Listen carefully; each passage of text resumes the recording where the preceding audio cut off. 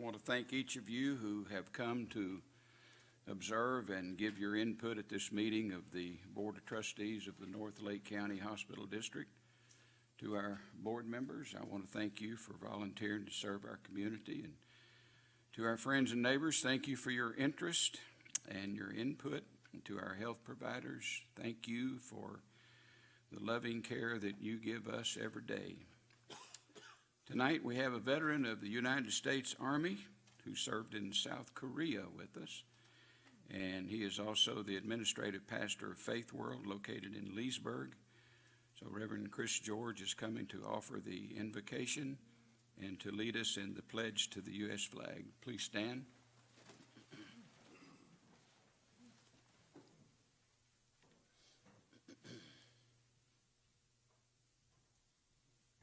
Can we begin with the pledge? I pledge allegiance to the flag of the United States of America and to the republic for which it stands, one nation, under God, indivisible, with liberty and justice for all. We just bow our heads for a moment of prayer. Father in heaven, we come before you this evening, and we ask, O God, that you would just unite our minds as one. O God, bring us together, Lord Jesus, for this truly is a good work, O God, that you have called these board members to. And Father in heaven, we ask, Lord Jesus, that your Spirit, Lord, would just unite us, O God, that all division would leave, that every problem, O God, would find a solution tonight. And Lord Jesus, I pray that the harmony of your Spirit would just sweep over every mind and heart in this place tonight. Let good things happen for Lake County, for the visitors and the residents of this place. Let them be well served by your Spirit and by people who listen to your guidance. Father, we ask for your blessing to be upon this board as they make decisions that affect us all. For we pray in Jesus' name. And everybody said amen? Amen. Amen. May be seated.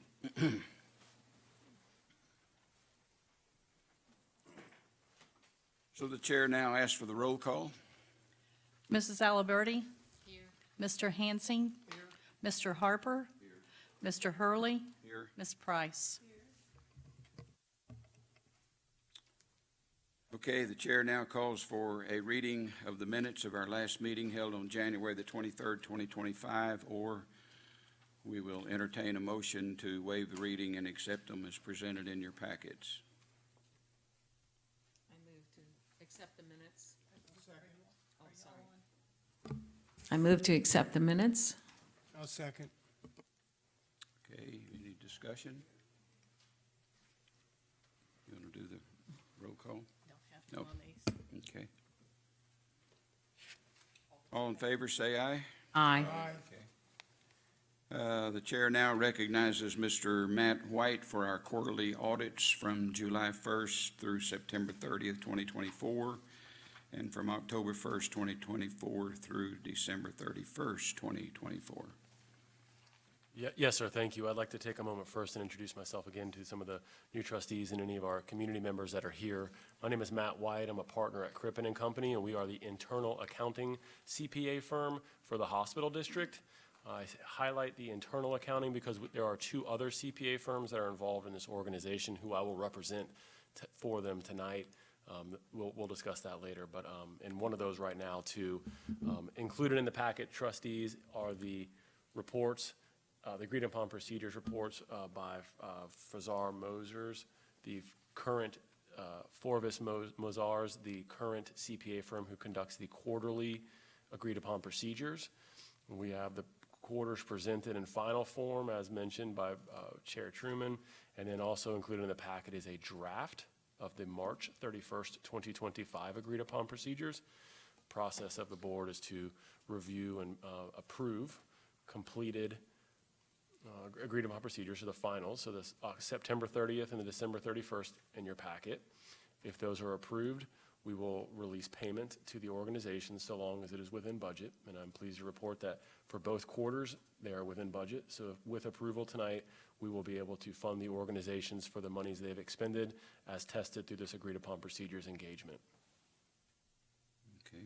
Any questions about, Forvis Mazars is not able to be present tonight. That's why I'm presenting these in their stead. The agreed-upon procedures are listed in each of the packets, as well as findings, there being no significant findings. The value requested by quarter on the final reports is included on each page, and I also provided a single-page supplement to each trustee, which would show you by quarter what that amount is, to show you how it compares to what the approved budget for the year was. So we could maybe more quickly summarize those values that were subject to test and passed for approval.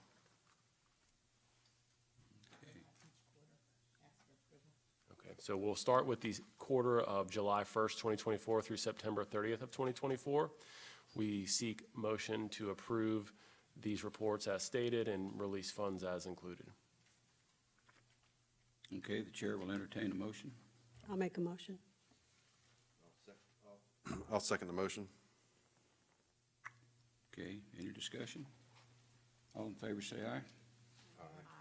Okay, All right, also, as mentioned, was the October 1st, 2024 through December 31st, 2024 quarter report. And we will seek a motion for approval of that report as stated and release of funds. okay, entertain a motion. Second? Oops. Second. We have to have a Oh. motion first. Oh, I'll entertain a motion. okay, okay, Sorry, you didn't hear me. okay. And I have, We need a motion. Who made the motion? Tom?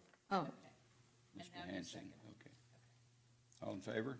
I have a question. aye. I just want to make sure we got clarification that these are the budgeted dollars. Is that correct, what you That is stated? correct. These are the budgeted dollars. Thank Yes, you. ma'am. Okay, also, and represented in tab 5C is a draft of the quarter, January 1st, 2025 through March 31st, 2025.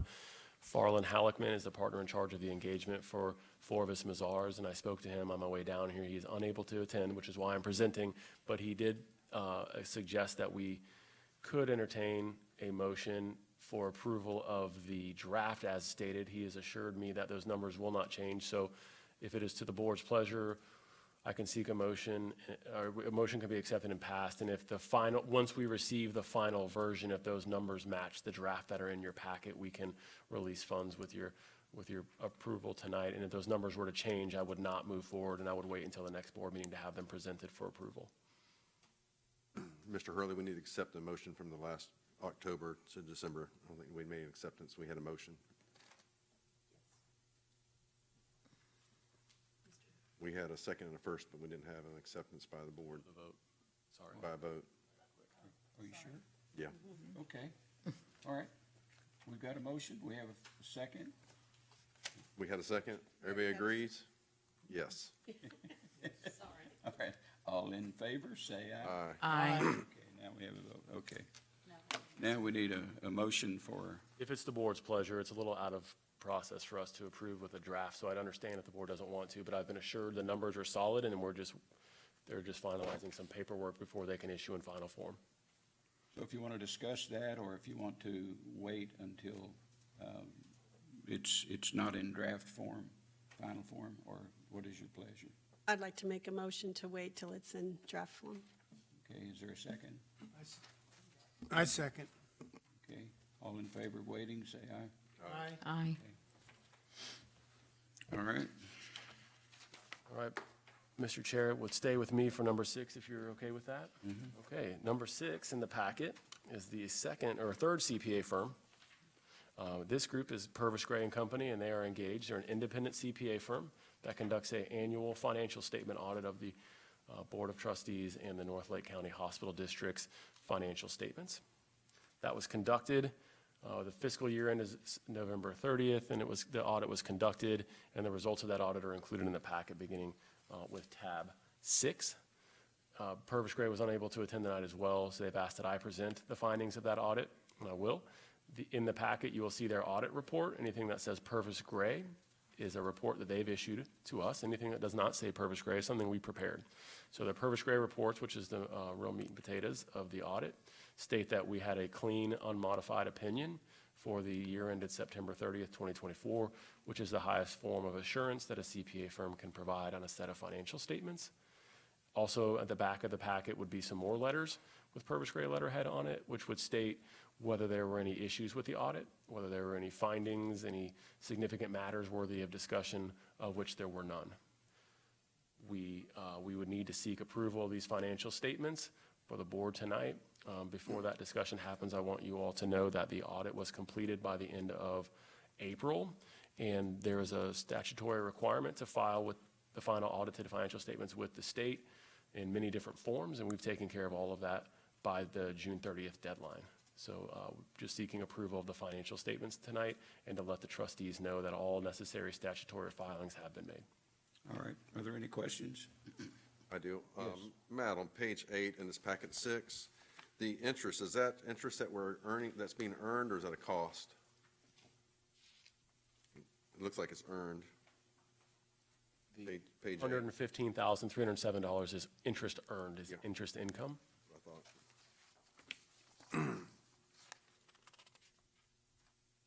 Any other questions? Okay, we'll entertain a motion to accept these. Motion. Second, Second. all in favor? Aye. Aye. Okay. It advances us to tab 7, so it's going to stay with me for a little bit longer. I appreciate your patience. Page 7 is a requirement to advertise with local newspapers and media outlets. The statement of funds received and dispersed, this is a cash basis set of income and expenses, non-accrual related. This is true cash in and true cash out for the year of October 1st, 2023 through September 30th of 2024. And pursuant to Florida Statute Chapter 2012-258, Section 8B, this was advertised in the paper. All right. Any questions? Are you finished? Yes, with this section. Okay. Okay. Yeah. Okay, and next on the list is number 8, the funding request worksheet. That was provided as a supplemental to the packet. So you'll have in front of you and available to the public if you would like as well, a stapled set of papers, and the very last page is a horizontally printed chart. That chart will show us the 23-24 budget, the year-to-date actual numbers, and then some scenarios for what a budget and millage associated would look like based on what the fixed overhead costs of the organization are, as well as what the current total funding requests from clinics and hospitals. This will be a relevant document for you to review as the presentations occur. I want to spend an extra minute talking about this packet and why I think it could be relevant to the discussion today as well, so long as the chair is okay with that. Okay, yes, sir, Mr. Harper. Where are you at? Which document? Okay. The stapled set of papers that were right just this side of you. The first page is a short list. The top says 2025 trim. It's not in your packet, it's just distributed to you Oh, tonight. so it's on the right here. Yes. It's right there on the bottom. Okay, so, yes, sir, you got it. All right, so the last page is that budget worksheet, but if you'll bear with me for a moment, the first page is the schedule of trim dates that are relevant to the discussions tonight and as we move forward towards a final millage and a final budget.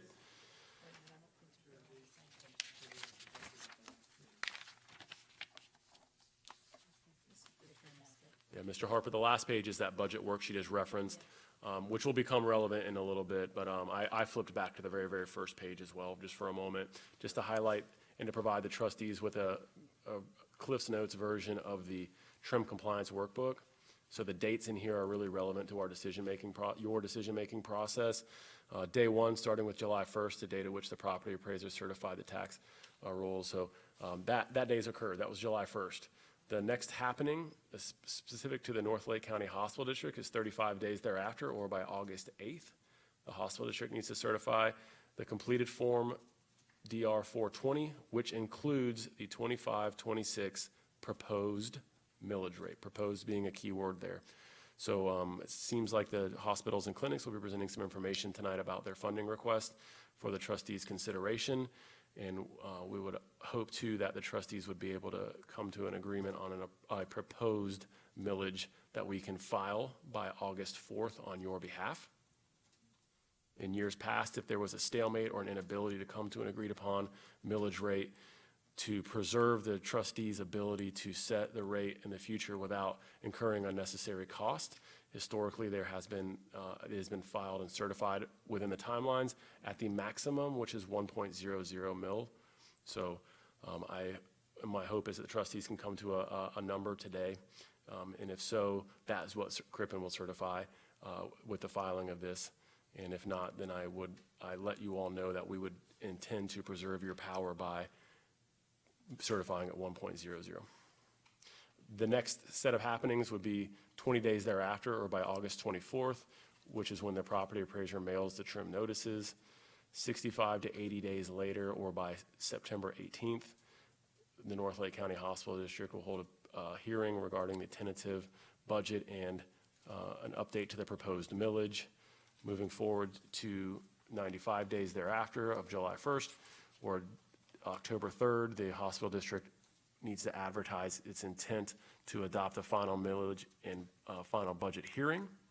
And then by day 97 through 100, or October 8th, the hospital district needs to hold a public hearing and adopt a final millage and a final budget. So this first page is just that summary, the timeline. We're currently in between day 1 and day 35. And as you flip behind that, you will see there is an excerpt from the trim compliance workbook, which more elaborates the dates and the information that I just reviewed with you. The property appraiser's DR 420 certified on July 1st is also included.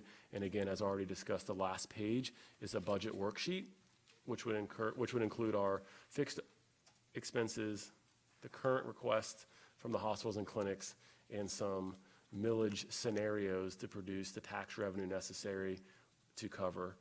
And as you all discuss, I will have the ability to update the Excel document on my side. So as you guys propose a scenario to come up with what a millage would need to be, I'll be able to provide you with that millage, should you guys like to make a motion and accept one.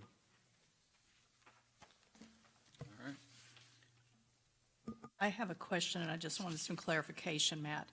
On the 9/18 date, during the days 65 to 80, where we hold a public hearing, we have a preliminary budget meeting scheduled for 9/11, and then the final budget in 9/25. I just want to make sure that those dates were not confusing as to how they are on here. Correct. Yeah, the dates in the end date column are the farthest maximum date available. All of our current trustee meeting dates are in compliance with this timeline and would allow the trustees to make the decision necessary timely. Thank you.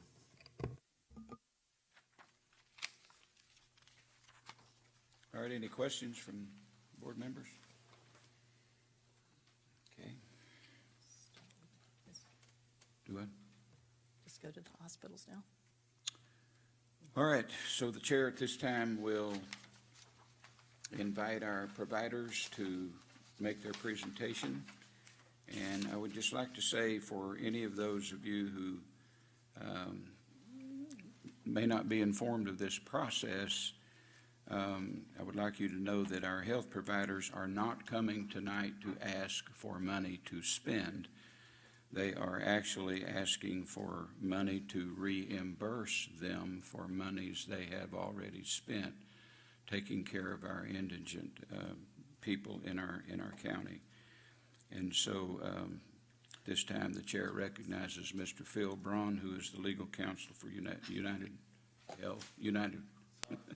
UF Health Leesburg Hospital. We opened the wrong one. Not that it's showing up, it wasn't showing up on the screen either, but let me, sorry about that. Just a question since we don't have copies of what you handed out there, what does 1 mil fund? Since you have the document there, I think you probably have. 1 mil would produce $23,182,291 in tax revenue. And what were the total request dollars? Total requests from the hospitals and clinics totaled essentially $9.8 million Total. total. So less than 1 mil would cover the total request? Your math is correct. I don't know if it was, I didn't do the full math, but, and also I would assume on there you have what the millage would, what the millage would be to cover the 9-point-something mil that you, what would that millage be? Yes, sir, to cover all of the overhead costs and the requests from the hospitals, including the carry forward of surplus funds from this year, the mill would need to be 0.45 to cover total requests and leave minimal surplus.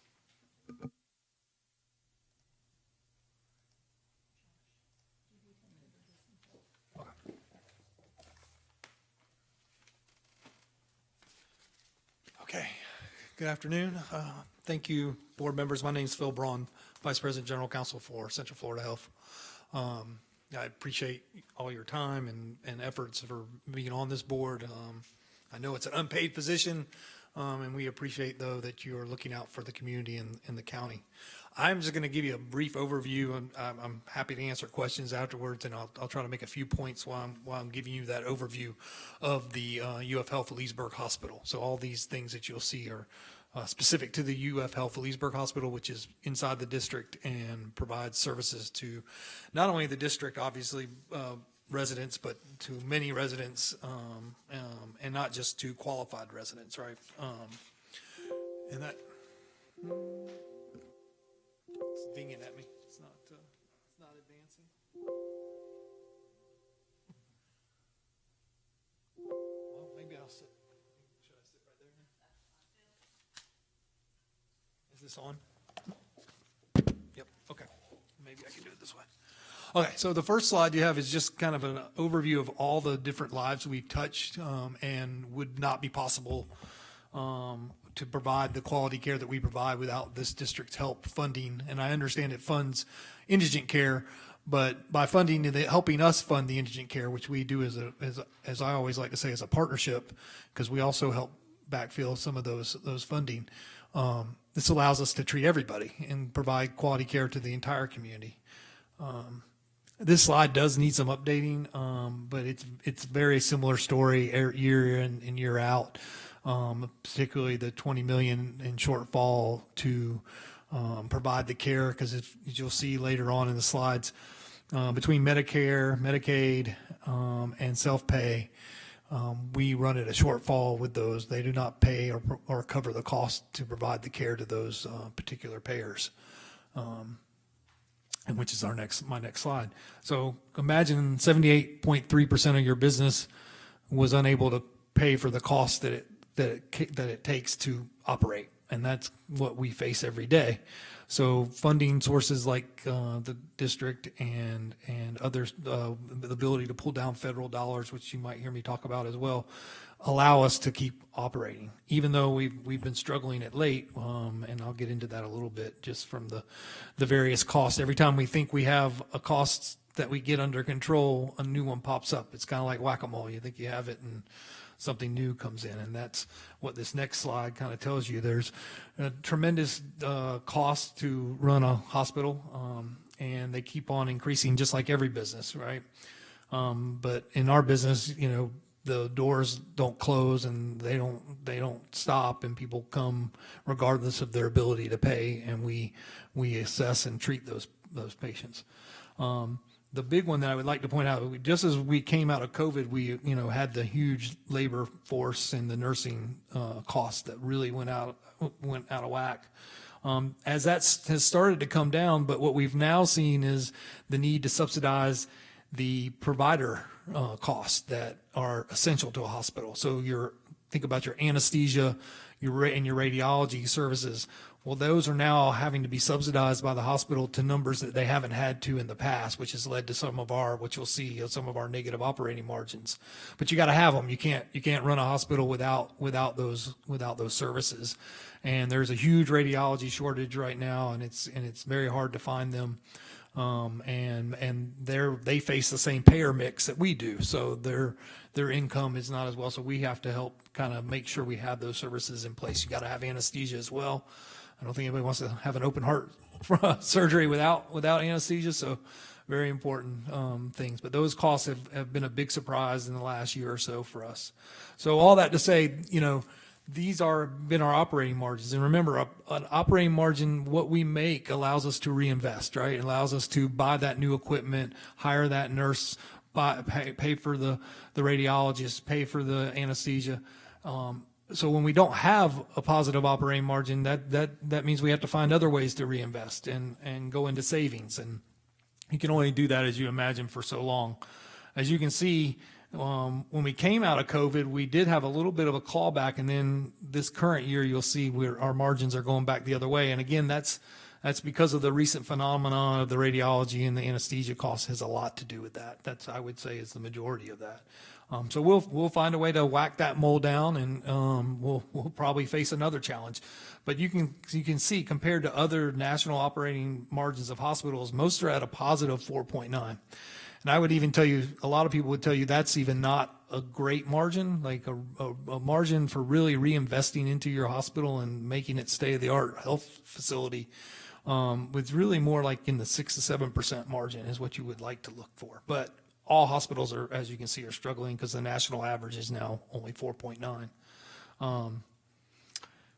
We are a safety net hospital when it comes to a lot of things. We provide pediatric care too, and we help subsidize that as well. Huge heart program, and we think those are important, which is what really differentiates us from the clinics. The clinics are very important, and they help with the preventative care, and that's an important piece. But you also need the hospital, so they work together. They help each other, and are very important. This was our funding request, and I think I made note of this in our letter request to you all. So ever since we've kind of, the funding has kind of been back and forth and not certain about it. We've been very careful not to use resources chasing money that's not been allocated, right? So if the money hasn't been allocated, we kind of stop at the point that we get to the allocations. But we do have the data. The difference is we don't necessarily qualify more than what you allocate, right? So we don't go through the paperwork process and the documentation process and the auditing process of every claim after we get to that point. But we do feel comfortable that we would, if we did go beyond what was allocated, that we would be at 4.5 million in indigent care without any problem, and maybe more. But we use that as kind of the placeholder of what we know we could qualify. The only other points I would like to make before I wrap up is just, this is a critical time now, even more so with the recent legislation that has passed. Florida, I don't know if you know, but and I know this district, not confused that this district does help indigent care, but remember, Medicaid is one of our shortfalls. Florida is the 47th state as far as spending in Medicaid. So we're at the bottom as far as how we reimburse and spend money on Medicaid in this state. Now, couple that with, now we believe estimated 990,000 people will be coming off the Medicaid roll. And when they come off the Medicaid roll, they become these indigent patients that we will see. So we're going to have an increase that we have yet to see, we believe, in indigent care. So that just means more of our resources and are going to need to go towards that and pay for that. So our partnership with you in helping us do that is greatly appreciated. And then on the last note, just in regards to the millage, just we would say, in the past, there hasn't been enough dollars in the millage to pay for all the funding need. Apparently, with property increases, there is now, and I understand the reluctancy to go back to a mill or something higher, or even a rollback rate. But what we've done in the past, and we would ask again, and historically, is the funding of the clinics and LifeStream be funded, and then whatever you set the millage at, if that covers the hospitals, that is great. And if it doesn't, then we split it between the hospitals to come up with that final allocation. We definitely could use it, and we'll definitely make use of whatever you see fit to provide us based on what we've said. And then remember that the millage that you set tonight as the tentative millage is just that. It's just a tentative millage, and you cannot go back. If you go to, let's say you say you want to give .3, then you can't go above .3 later if you change your mind. So I would encourage you to set the millage at a number that's high enough to give you that flexibility to go back down if you see fit, and not cap yourself before you hear from the public and before you hear from everybody at the budget hearings. I have a question since you brought it up. 990,000 people coming off of the Medicaid roll, In Florida, just in Florida. And what's that? but what's it how driving? many of them would be qualified for indigent care? Aren't a lot of those undocumented people? No, I don't think so. I don't have a number of that, but I think I think that's a fairly small number, if at all. Florida's pretty strict, about that, about allowing them on the Medicaid rolls in Florida. Remember, Florida's the 47th state in spending. They don't really have an over budget Medicaid system like some of the other states in the country. So I would say it's small. Phil, I downloaded your financials. All I can find is the 2023 financials. And 2.32 billion in revenue, 2.26 billion in expenses. So your revenue exceeded your expenses by $58.1 million. I don't have what you have in front of you. I don't know if that's a system roll-up that you're looking at. I don't. That's your financials that got turned into the IRS. Correct, but it's a 990, so it has a lot of information that is across different hospitals, and I mean, I'd be happy to sit down with you and the finance team, because I'm not the finance team, That would help. and they can talk you through how that margin. I would really like to see what you did in 2024, because that's not available yet. Yeah, no, it takes, well, so we close the books, and there's a lot of process to going to filing 990, and they don't file them until, they're usually about a year behind or so. Yeah, I think December is when they actually get turned into the IRS for that year. Yeah, again, I'm not the finance, sorry, I don't have the finance, but I'm happy to set up a meeting with our finance folks to kind of walk you through why and how they come up with the margin numbers they come up with. That margin is directly related to the hospital's operating margin. So I don't know if you're looking at, there's a lot of things that go into that 990. Right, right. Yeah, All right. Thank you. but that is where I got that number, is from my finance folks, so. Right on the margin. Right, yeah. I understand that. It looks like your margins are pretty healthy. The Leesburg Hospital margins are what I showed you. They're not. They are negative. And remember, these are the residents we see. These are the payers we get from Leesburg, and that's what my slides are showing you. So I don't know what you see on the 990. There could be reasons that it looks different than that. But I can tell you, my finance people, this is the operating margin of the hospitals. Mr. Hansing, are those numbers for UF Health or for Leesburg?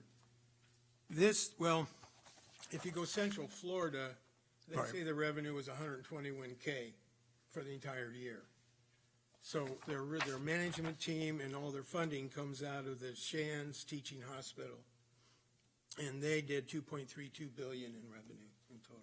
Yeah. Just So you're quoting Shan's numbers. Yes. Those are Okay. Shands, Yeah. where your management team resides. Your CEO and, Some of the management team.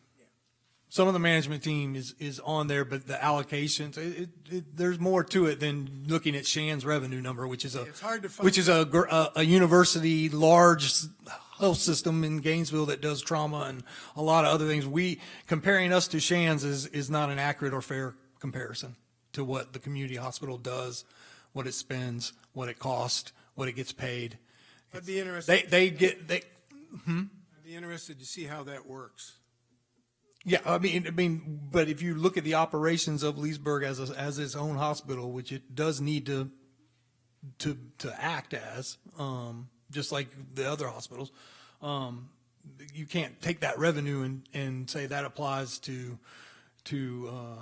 Leesburg, because that revenue also belongs to the University of Florida. The Shands revenue goes to the university as well. So there's a bigger picture to that. So that's not a real fair comparison. If you want Leesburg's revenues, that would be a better comparison, because I'd like to see those. they should be in there, but you have to dig them out. Yeah.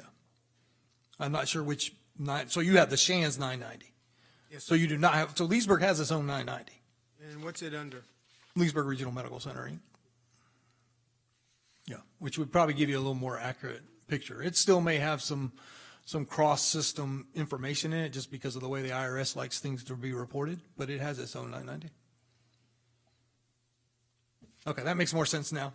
I was like, that's a lot of money. I don't really think I don't think we're seeing that down here in Leesburg. Well, I know it couldn't be Central Florida because Central Florida's broke based on the 990. The Central Florida, Yes, Central Florida Health. the parent one? The Leesburg, so Central Florida is a parent organization, doesn't really own anything. It's just a parent.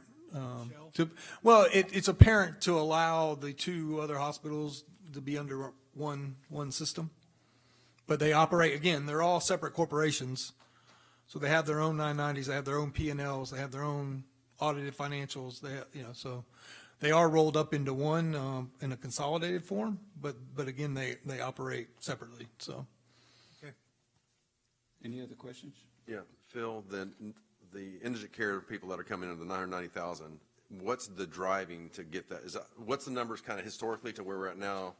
That's a projection from FHA on the impact of the new bill. That's what I was that asking, from the passed. big new bill? Yeah, from the big new bill. The total in the country is 10.9 million.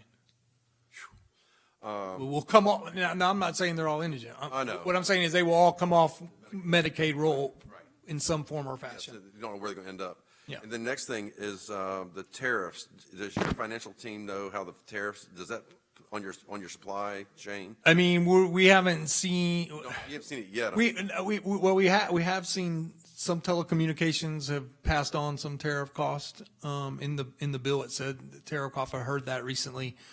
Steel prices. So anything we go to build here soon, I understand the steel prices are now gone up. But I mean, everything's it's always gone up. I don't know if it's ever gone down. Yeah. Question? 990,000 are coming off Medicaid. That's the prediction.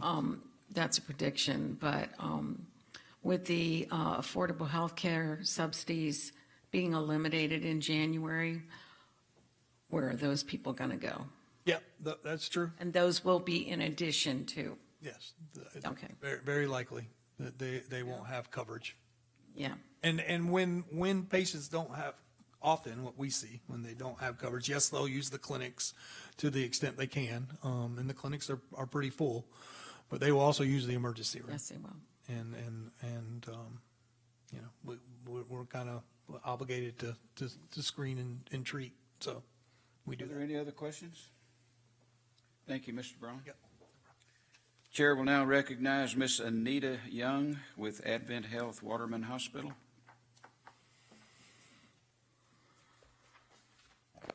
Good evening. It's a pleasure to be with you again tonight. Thank you, Chair. As you have mentioned, I'm Anita Young. I serve as the Chief Operating Officer at Advent Health Waterman. And I've been a part of this community for 37 years. And I remain deeply committed to serving our community and serving the people of this community. So I'm going to share with you a couple of things. Thank you, Phil. Kind of help to lay the groundwork. Advent Health Waterman is a 310-bed facility. We also have about 18,000 admissions each year. Our ER visits are roughly 70,000. We also are experiencing many of the same cost increases that Phil mentioned related to radiology coverage, anesthesia coverage, et cetera. So thank you for laying the ground, Phil. We work very closely and collaboratively across the county with our partners at UF Health. On behalf of the patients that we are blessed to serve at Advent Health Waterman, I first want to begin by expressing my heartfelt thanks for the tax support that has been passed through this board.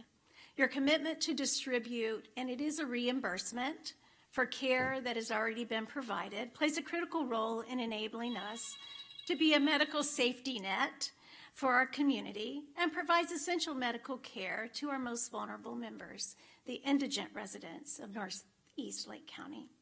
You should feel proud to play an important part in extending health care that allows people to regain their health and to return to productive lives. It's a direct expression of this community's values: compassion, dignity, and shared responsibility.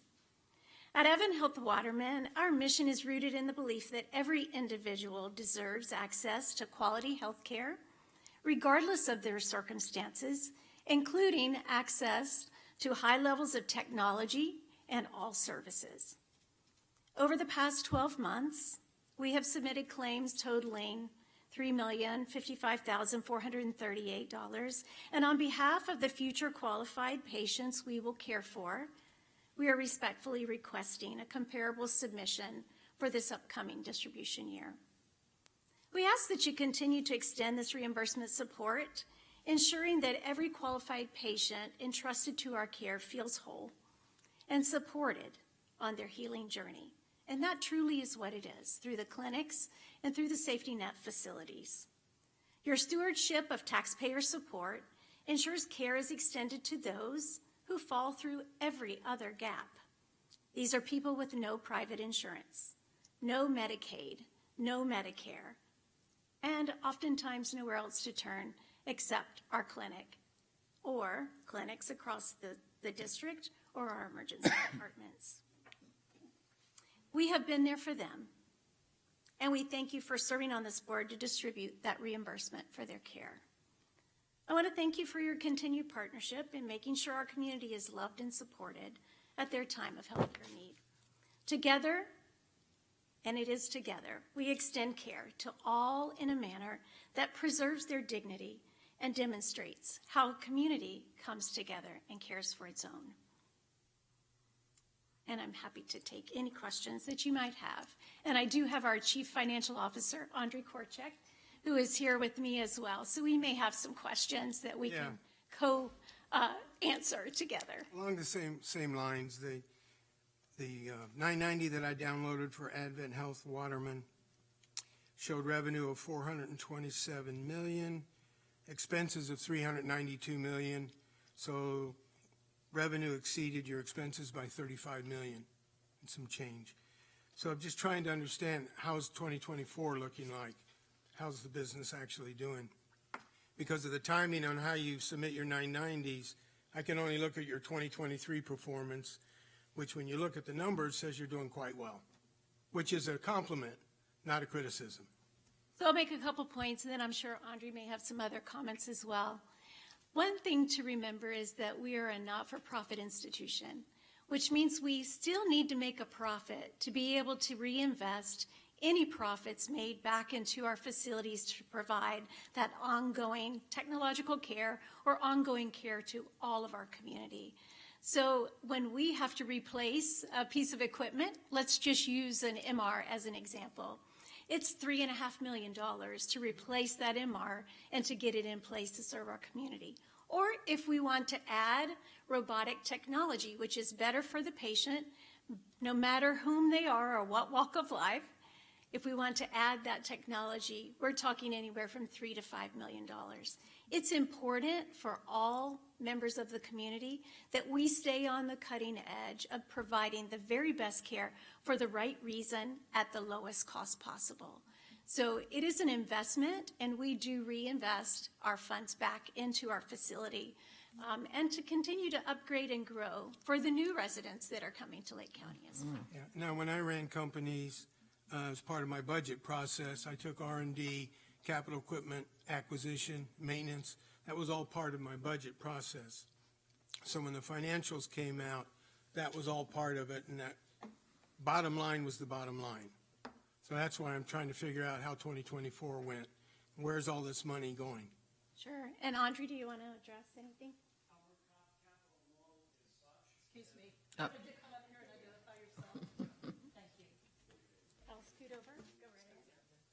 I'm Andre Korchuk. I'm the new CFO at Advent Health Waterman. I'm coming from Tampa. Our capital model is such that the EBITDA that we're earning is what we're reinvesting in our capital. And every year we try to be technologically advanced. We brought a lot of technology to this market, from robotic technology in urology and general surgery to many other surgical equipment, MRIs, imaging equipment, and whatever else. So what I want to point out, as a CFO, every time we have a case that's not urgent, it comes to me to be approved. You know, I sort of have latitude whether to let that patient have a procedure that may or may not be urgent. And 99% of the cases do approve that because that's the right thing to do. Now on 441, you see the new MOB being built, and it costs money. It costs $22 million or $26 million to build that MOB. It's not going to serve anyone else but this community. It's going to be here for many years to come. So yes, we are successful financially. We try to be good stewards, and I work real hard on our team to cut expenses in productivity, in supplies, and I report that to financial committee every month to make sure that we're good stewards of our resources. But if you want to have technology, if you want to have good physicians here, if you want us to take care of indigent population, yes, we do need those additional dollars. And when indigent population comes to our hospital, we don't differentiate whether that's indigent or a good payer mix. We're treating everyone the same. Excellent. You guys are doing a good job. Thank you. Can you spell your last name for me? It's Korchuk, Korchuk. So my question is, you're asking for $3,055,000, is that correct? About right. How does that affect you if you get $0? What difference will that make in your operation? It will be proportionately affecting us. There will be certain things that we'll have to say no. And in terms of our capital purchases at the end of the year, there will be some capital purchases that we'll have to delay to the coming years. Okay. I would just add that, rest assured, we will continue to care for the patients of our community. That is our mission, and that is what we are called to do. Even if you get $0 from us? We will continue to take care.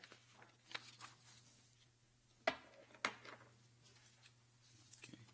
Thank you. Thank you. Any other questions? Okay. All right, the chair will now recognize Mr. Rick Hankey with Livestream. That's not Rick. Surprise. So,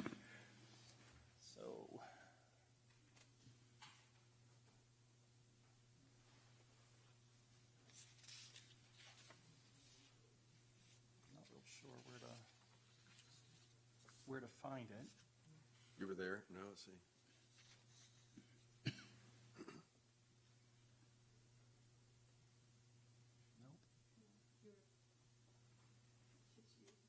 You're almost there. You see down here? No. Let's see. No, I did that one.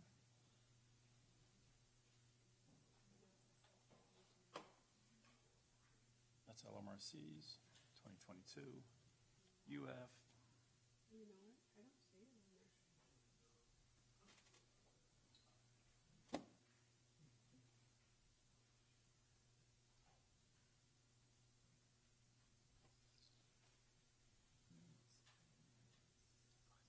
No. So you don't, well, that's the LRMC's. So.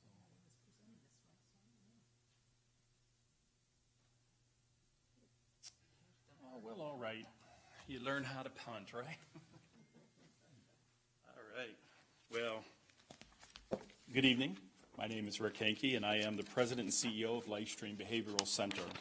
And like our community partners, want to say thank you, because the dollars that we have received in the past has allowed us to serve the community. We're a little different than a hospital. We do have a psychiatric hospital, but we're a little different. We are required by law to provide services to whoever is brought to our front doors.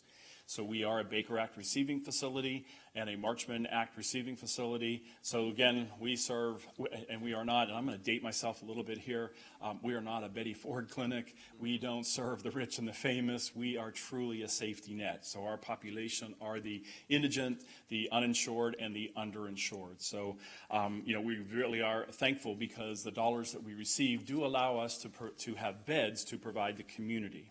And to answer a question, if you said if we don't get the funding, what would happen?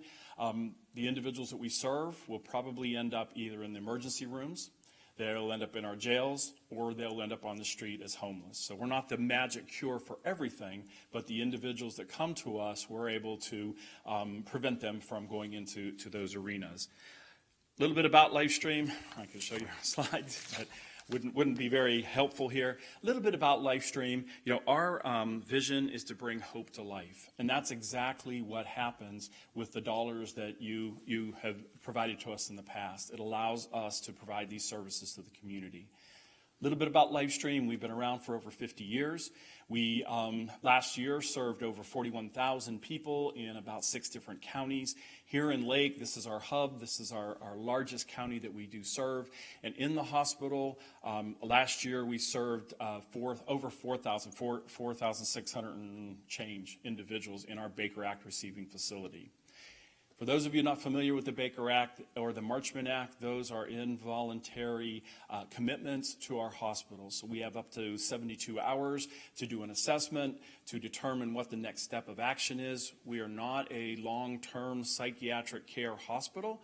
We are a short-term, we deal with the crisis. And then we have, with the rest of our agency, we do have what is called a system of care. So individuals that are discharged from our hospital are assigned either a care manager, a case manager, or outpatient services, because the psychiatric hospital is the most costly and the most restrictive level of care.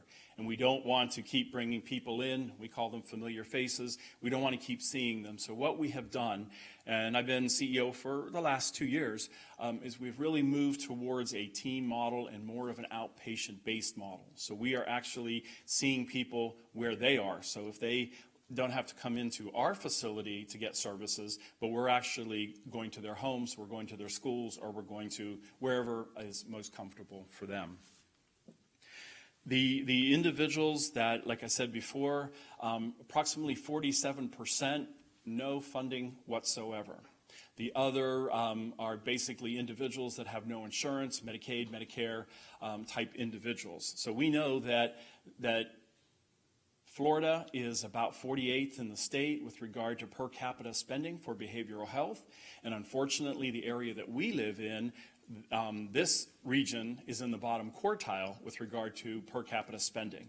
So I am very proud to say that LifeStream has been able to take all the funding that we receive, we braid it in order to have one of the most comprehensive systems of care in Florida. What I mean by that is we have everything from our prevention intervention in the community all the way to our psychiatric hospital. We offer, and I'll be back up here in a few minutes to talk about our primary care. We offer integrated primary care to the individuals we serve. We also have housing. We have detox. We have outpatient services. We have medication-assisted management, psychiatric services. We have a whole continuum of care. The last year, the dollars that we received, $1.2 million, which again, we're staying at that level for this year in our request. We served over 450 individuals, so the dollars are well spent. We know that the dollars are limited, especially in behavioral health care. My dollars come to me and they're in pockets. I can't move dollars around. I can't say, well, we'd like to use these dollars for this purpose. Our dollars are our dollars. So I would, if I had the slides, I would show you what our payer mix is. We have Most of our dollars come from federal and state grant revenue. So we have the Department of Children and Families, and that comes through what is called the managing entities, and that's where we get our dollars, the large portion of them. We do have some federal grants that allows us to do.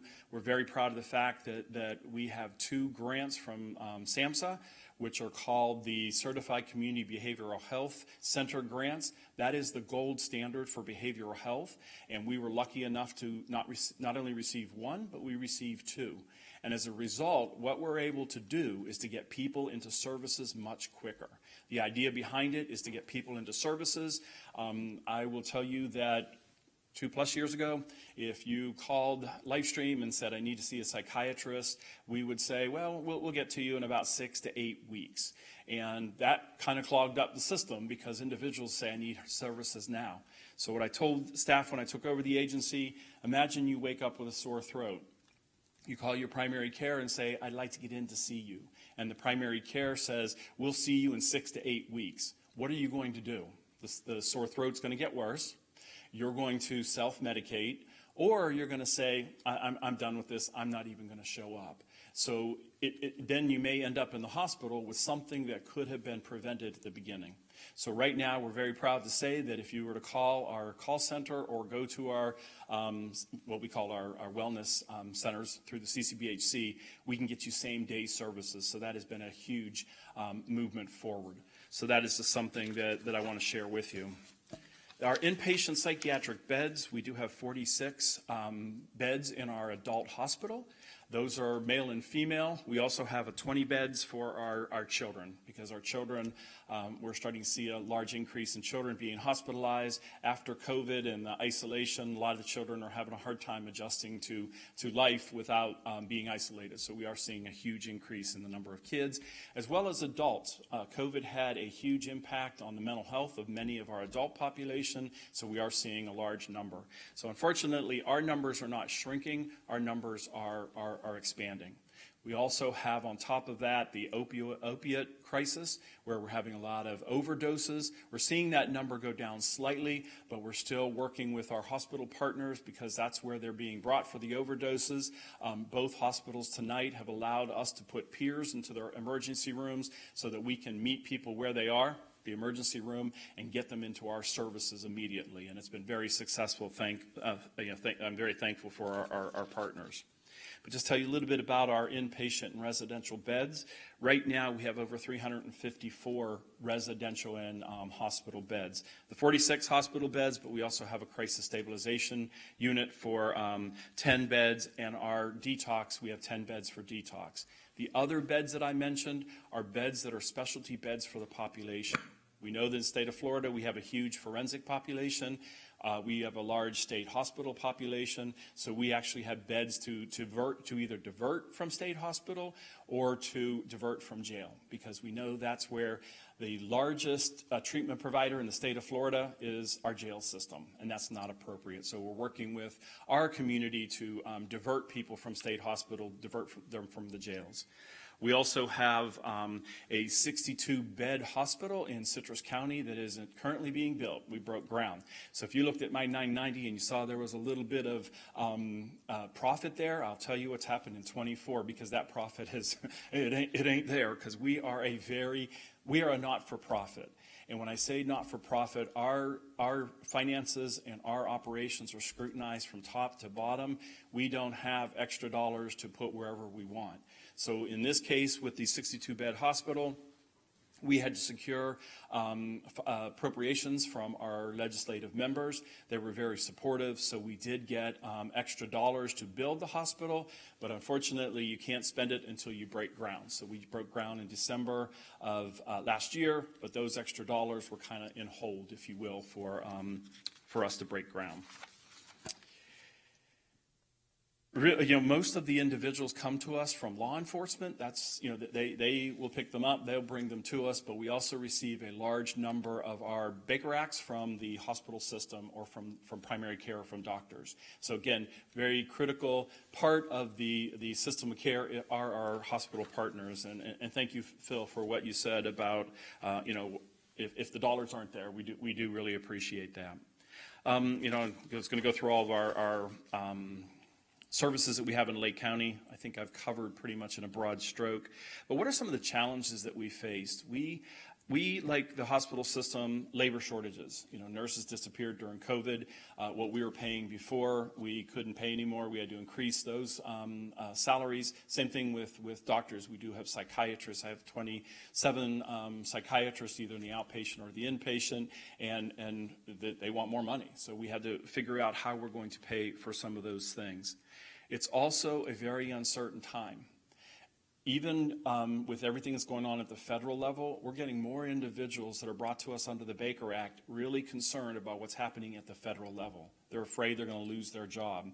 We have seen an increase in the number of the geriatric individuals that are losing their job either in the late 50s or early 60s who say, I'm never going to get employed and I think I want to die. So that's their alternative. So we're seeing a huge increase of that in our population.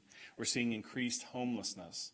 We're watching the great big beautiful bill as well, because we know that people that are on Medicaid, that will no longer be Medicaid, those are the individuals that we are going to have in our beds.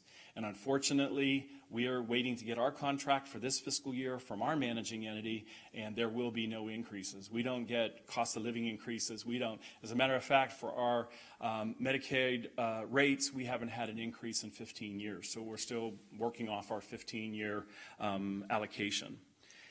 As I said before, we've seen an increase in individuals that are misusing drugs. A lot of times they come to us, especially with opiates. It looks as though they have psychotic symptoms, but they're using opiates or fentanyl. Fentanyl is really attacking and hitting our population very hard. We have a lot of people that are smoking marijuana, and unfortunately the marijuana is laced with fentanyl, and unfortunately they find themselves into our hospital. And we're seeing an increase in suicide attempts and actual suicides in the county. So again, just wanted to say thank you very much for consideration. I can tell you that we are good stewards of the dollar. We have to stretch our dollars, and as I said, my budget is my budget, and I have to make sure that every single penny that I get is spent, because someone's going to come behind me and either audit me, review me, or they're going to look at the services that we are actually providing. So I just want to say thank you and answer any questions that you may have. Well, I want to appreciate everything that you said and pointing out that you took that $7.6 million from 2023 and putting it to a good cause and getting that building done. Appreciate it.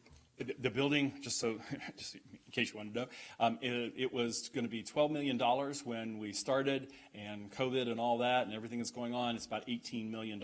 So we were able to raise dollars from the different counties as well as the Department of Children and Families. We have another $1 million coming to us, but the rest will have to come out of our coffers. So we'll have to raise dollars or whatnot. But we're committed to making sure that the people with behavioral health issues are served accordingly, because they deserve the quality of life that they need.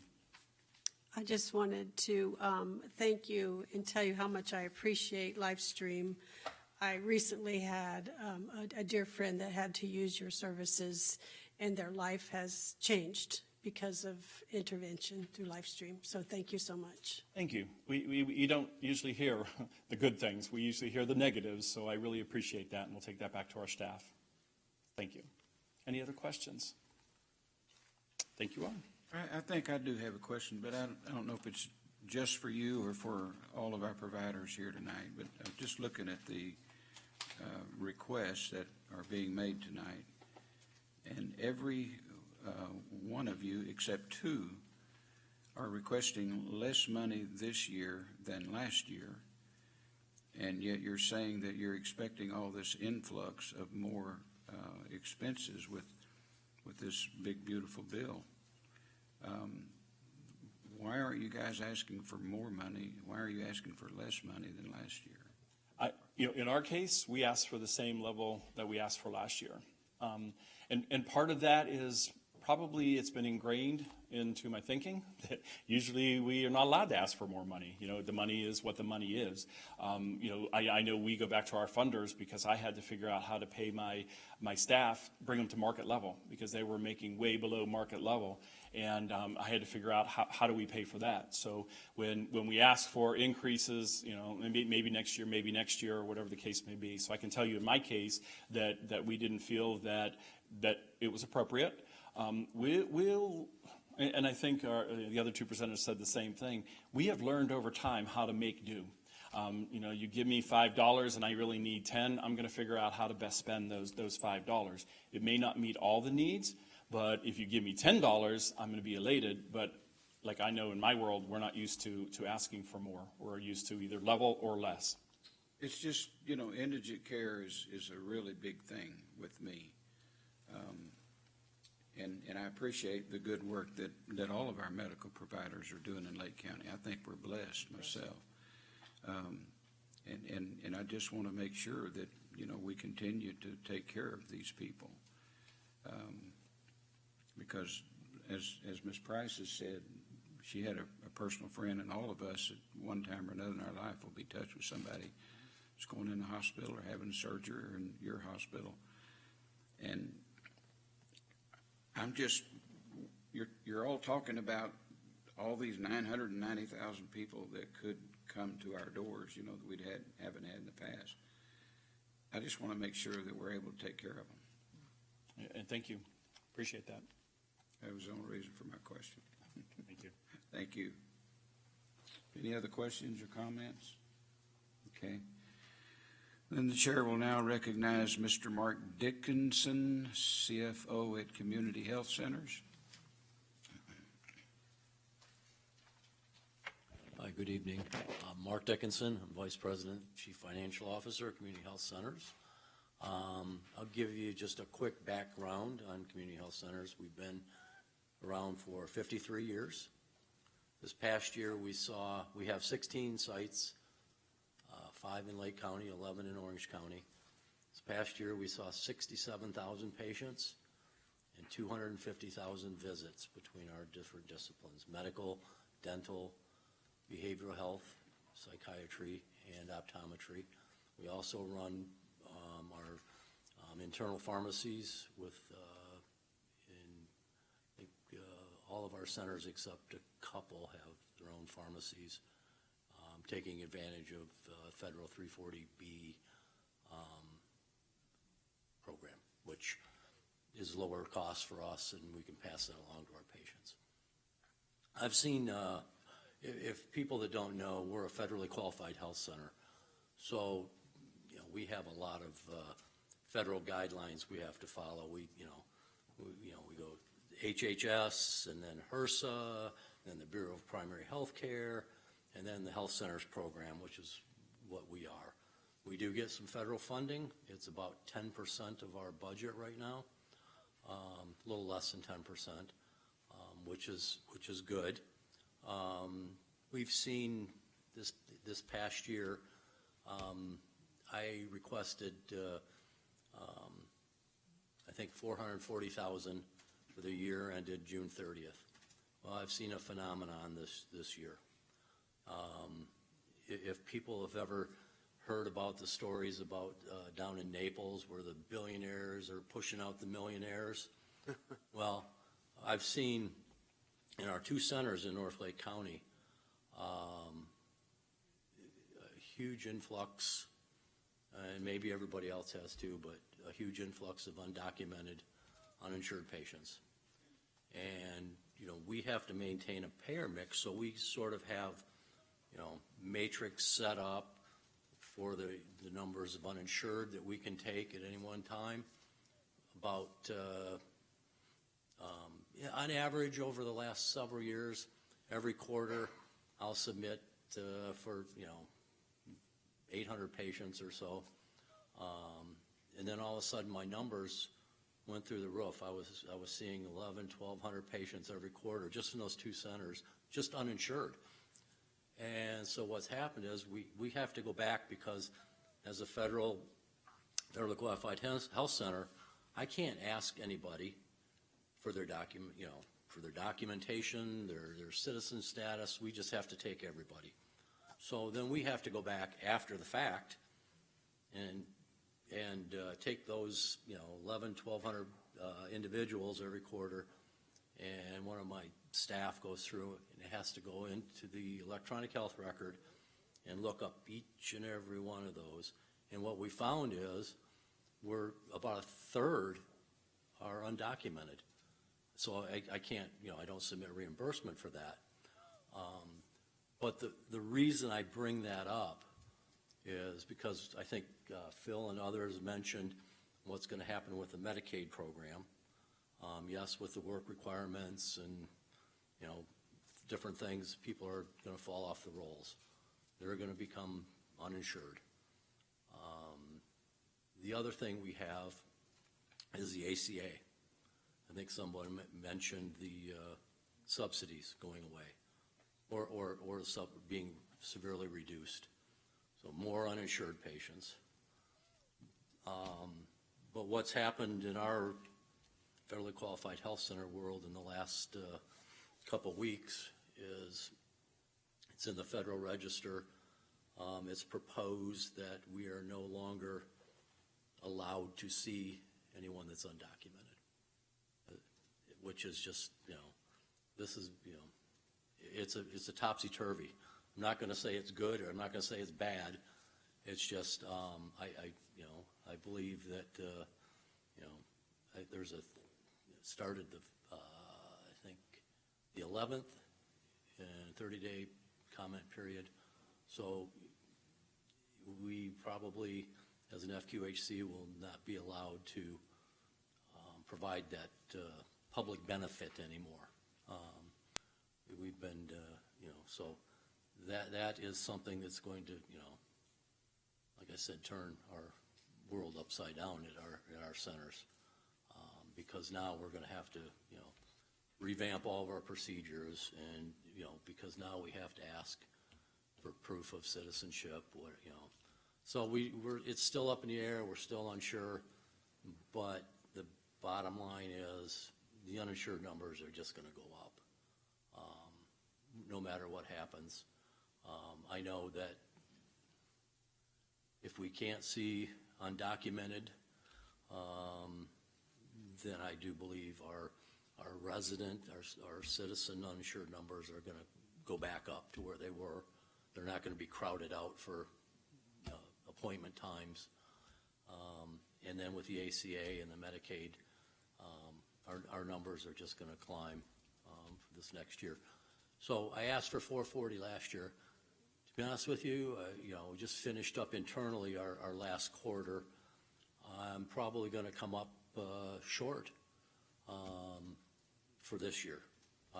But I'm asking for flat funding going forward because I know it's going to jump back up.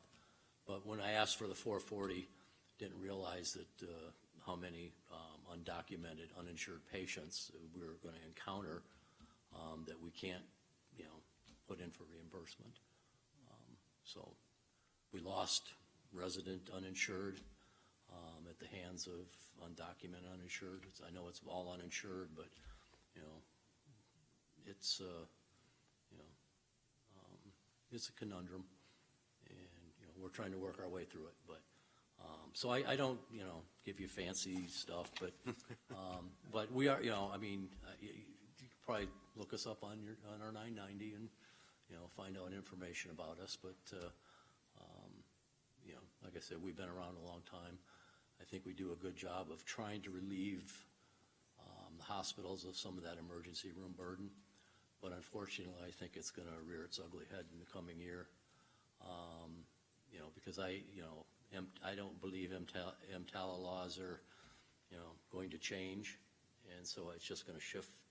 Unfortunately, a lot of the undocumenteds that the NGOs were sending to us, and we can't take them anymore. They're going to find the emergency room. So, it's an issue. So, but thank you everybody for hearing me again this year, and I appreciate what you guys do for us. You have a question? Sure. Is this 440 going to be enough, or do you need more? I don't know. See, that's, you know, I'm coming up short this year, so it's like, okay, I don't, you know, I don't want to over budget at the expense of other people in this room. So we'll just have to see. I think the 440 is probably, you know, might be a good place to start, and see where that goes. So I'm not gonna, you know. I just want to make sure you're covered. Yeah, I understand. I appreciate that. But it's hard for me to say, okay, we're going to be short this year, but give me more next year, you know. Even though the ask was the same, I just think that, you know, our numbers are definitely going to, you know, approach the 440 level coming up, so.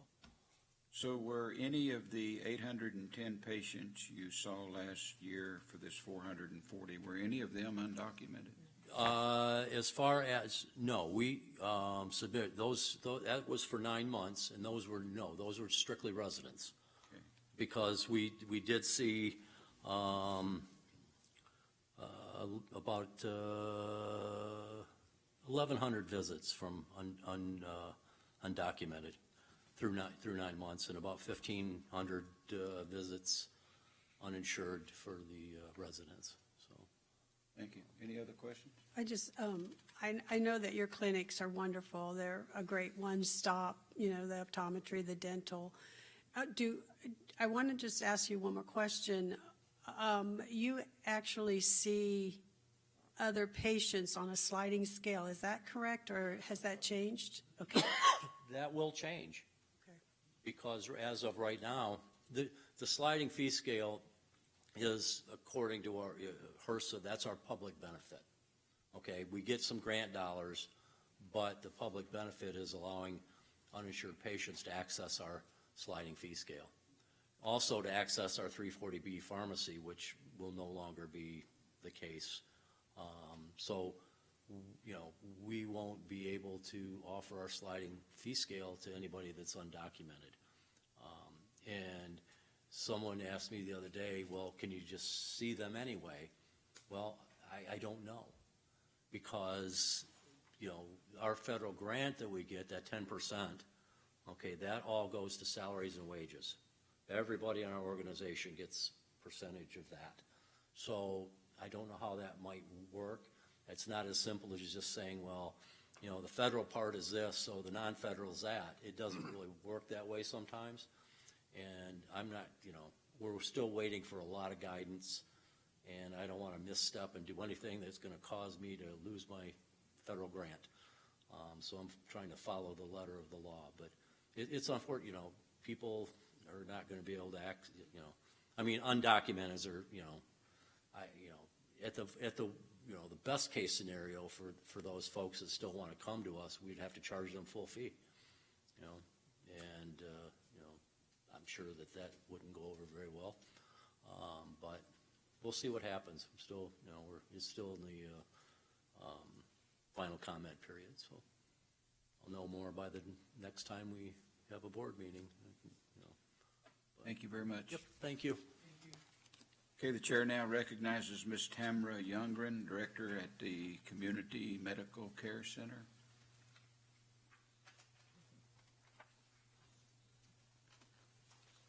Good evening, Board and Counselor. My name is Tamara Youngren, and I am the Ministry Director at Community Medical Care Center in Leesburg. It is an honor and a privilege to be here tonight to present our funding request to the Board. For the past 29 years, Community Medical Care Center has provided medical care to the most medically needy residents in Lake County. Our clinic provides indigent care visits to those in need due to our large number of volunteer physicians. We currently enjoy volunteer partnership of 30 licensed primary and specialty care healthcare professionals. At every clinic session, we have a family practice nurse practitioner working alongside our volunteer family practice and internal medicine physicians, providing quality medical care. In addition, we provide our patients with numerous areas of specialty medical care. These licensed healthcare professionals and 24 volunteer office and intake personnel make our clinic a one-stop medical home for patients in both primary care, and specialty care. We wrap around our medical care with a state-of-the-art dental wing where volunteer dentists offer their time and expertise to ensure that dental problems don't become large medical issues for our patients. We are so grateful that in 1990, our community recognized the critical need for indigent medical care for those of our area. And because of their great compassion and love of their neighbors, the North Lake County Hospital District was formed. People who wanted to do more than just talk about ideals, like love your neighbor as yourself, they wanted to live them out. Over the past 35 years, that love and compassion has helped thousands of our residents during their time of medical need. The hospital district makes it possible for free clinics like ours to reach out with a personal healing touch that so many in our community couldn't get any other way. This critical funding provides a large part of our overall budget, and without it, our services would be greatly impacted, leaving a huge hole in the lives of the most vulnerable of our community. Next year, it is projected that clinics like ours will experience an increase in patients seeking care due to changes in Medicaid and the growth our county is experiencing. Additionally, the clinic has recently recruited several new specialty providers that will expand our services. To be ready to help those in need, we are requesting that the board allow us to continue our work by providing $178,250 in funding to meet the needs of an estimated 1,150 patient visits the coming year at a rate of $155. It is our mission and our pleasure to press on with our mission. Our passion and our pleasure to press on with our mission by ensuring that the most basic needs of the medically underserved of our community will be met by local, free, volunteer clinics in a caring, professional, and personal environment, providing them and their family with health and hope for the future. Yes, sir. To echo what our distinguished chairman asked, why are you asking for less when your costs are going up?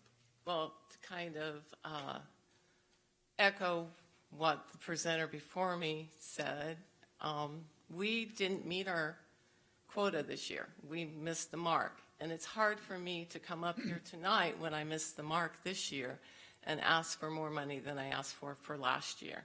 I'd rather overshoot my mark than miss it. We have a facility that is paid for. We don't have to meet a mortgage. I just told you that we work primarily with volunteers. They work for free. So we can have a very narrow margin. 178 covers you? No. No. But you have to understand that we run a dental department that we can't bill those visits to the hospital district. And we see patients from actually Sumter County that we can't bill for. So the numbers you see are only a small portion or a portion of what we are totally seeing. Okay, any other questions? Thank you. Thank you. All right, at this time, the chair recognizes Ms. Edlin Fernandez, manager at Advent Health Community Clinic. Hi, everyone. Thank you so much for the opportunity to speak with you today. As mentioned, I'm Edlin. I'm the manager for the clinic, and our clinic has been caring for our Northeast Lake County community since 2000. So this is actually our 25th year caring for our community. So Tammy, you and I are pretty much right there, side by side, caring for our community. We continue to serve as an efficient primary medical home to the uninsured and indigent members in our community. We continue to provide care in a federally designated health professional shortage area and medically underserved area for primary care. I think it's really vital, and I appreciate everyone before me setting that groundwork, that foundation for what I'm about to convey, because truly what we live in, where there's a lot of comparison between Southlake and the Southlake tax district and why Northlake still has a tax district. And our county, our area, when you split out Lake County, if you pull the data, shows that our poverty rate, our uninsured rate is at 9.5%. But when you really look at our city, our areas, Leesburg being one of them, I mean, their poverty rate is as high as 18%. So, I mean, there's a really stark difference. And when you start to look at the shortage of providers, shortage for medically underserved, for our poverty, our uninsured, that speaks volumes. We help to reduce patients' need for use for ER, for medical care. You know, when my family has a crisis, which my father recently had, there was a bed available to him.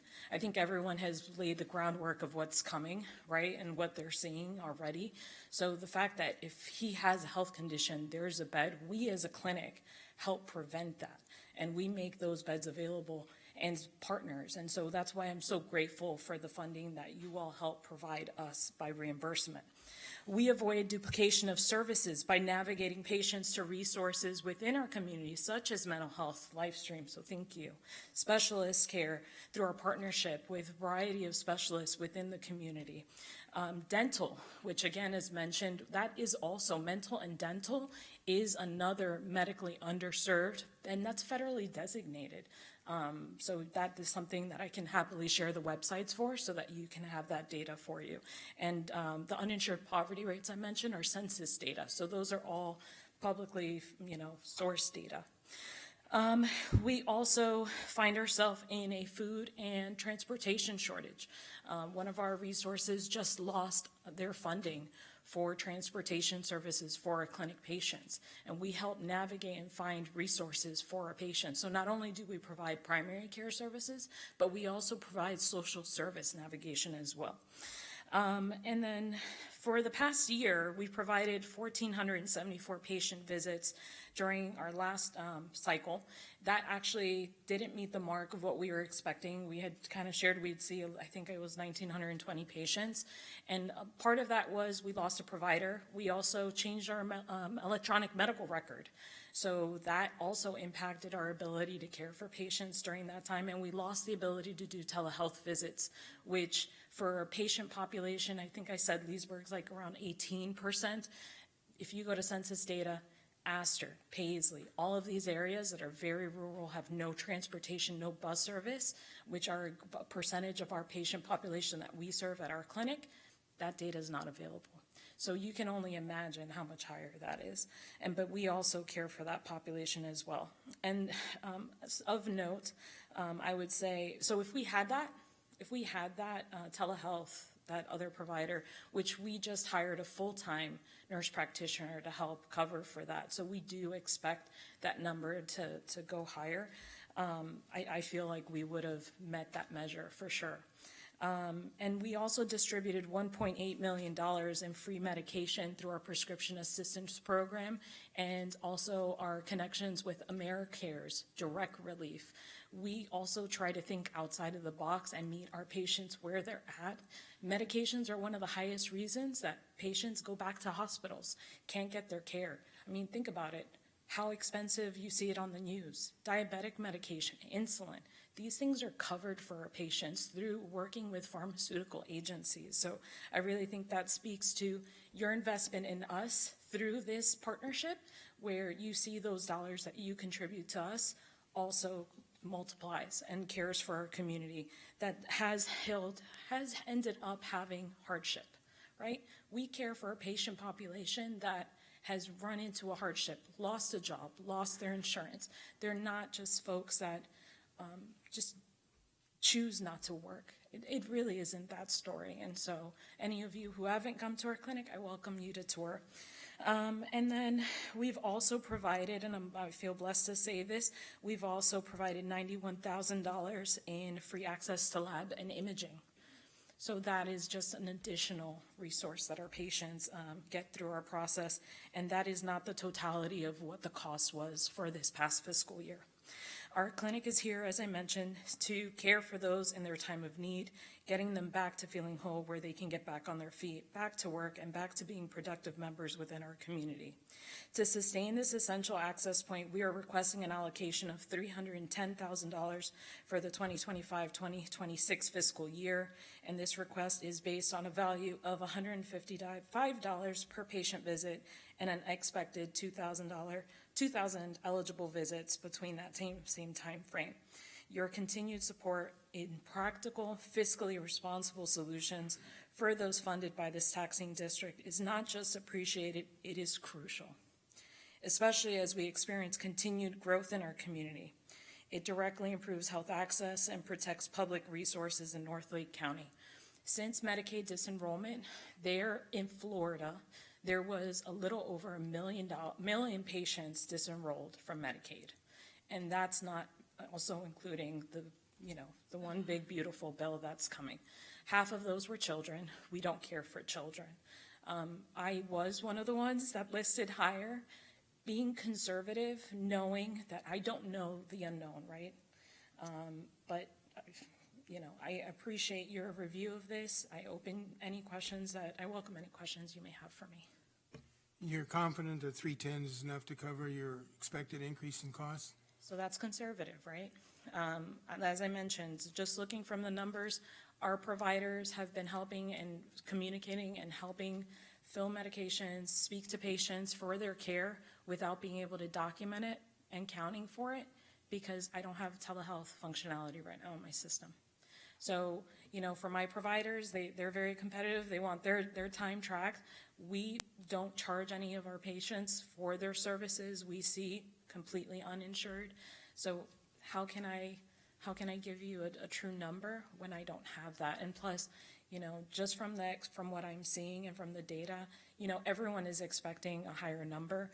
That's the gamble right now when we're talking about you setting a tentative millage under and you can't go back.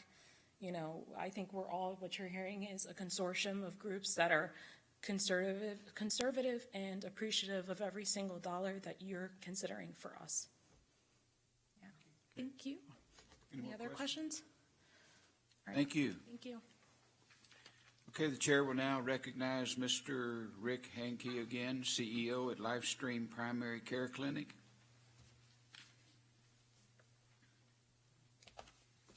Good evening again. I'm still Rick Hankey again. At Lifestream, nothing has changed. So we have been providing primary care, integrated primary care services for the last 15 years. And how did it start? There was a research came out and it said that people with severe mental illness die 20 years before the general population. And this is due to the psychotropic medication they have, but more importantly, the fear that they have of primary care.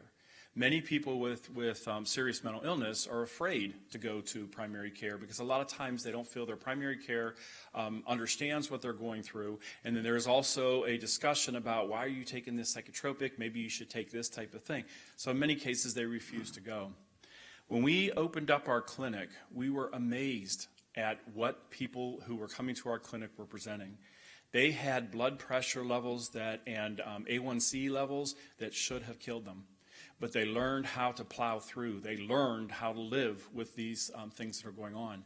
The number of people that we were able to help diagnose with cancer and other life-threatening diseases and chronic diseases was incredible. So we said, we're in the right place. We have to do this. So we're different than some of the other clinics in the county, that we really offer this service to our population, to our severely mentally ill people, so that they know that they can come to us, they can feel secure, and we're able to understand what's going on in the behavioral health side as well as in their primary care. So in many cases, that's called a medical home, and we really feel that we have a true medical home at Lifestream. So like the others, we're not providing specialty care. We refer out to our community, but we have really built a network of community specialists that can work with our population, and we send our care and our case managers with them so that when they go to the appointment, they feel comfortable. They don't feel like they're walking into something, because again, a lot of the population we serve have a general distrust or just a fear of what's going on. So kind of as we go through this, I'm not going to repeat everything that's already been said, but